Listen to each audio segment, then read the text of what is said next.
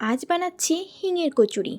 হিঙের কচুরিটাকে একটু হেলদি স্টাইলে বানানোর জন্য আমি ময়দার পরিবর্তে আটা দিয়ে বানাচ্ছি। আটা, নুন, কালো জিরে আর জোয়ান দিয়ে সাদা তেল দিয়ে ভালো করে ময়াম দিয়ে নেব।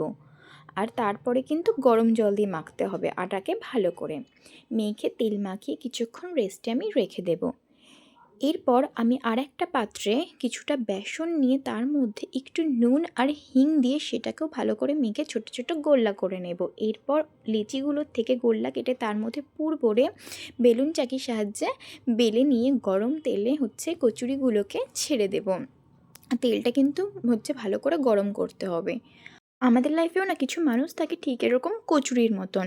আর জানো তো, যে সন্তান নিজের বাবা মাকে সম্মান করে না, আমার মনে হয় সে মানুষ পৃথিবীর অন্য কোনো মানুষকেই সম্মান করতে কোনো দিনই পারবে না। হয়তো ক্ষণিক টাইমের জন্য কিছুটা ভালো সাজতে পারবে সবার সামনে, কিন্তু সে কিন্তু কখনোই চেঞ্জ হতে পারবে না।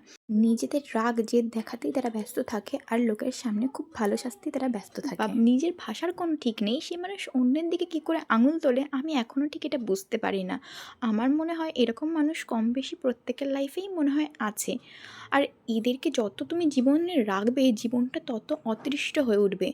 হতে গেলে মানযুক্ত হুঁশ দুটোই থাকতে হয় জীবনে। দেখো, এসব গল্প করতে করতে আমার রান্না করা হয়ে গেল। গরম গরম হিঙের কচুরি আর আলুর তরকারি। আজকের মতো টাটা।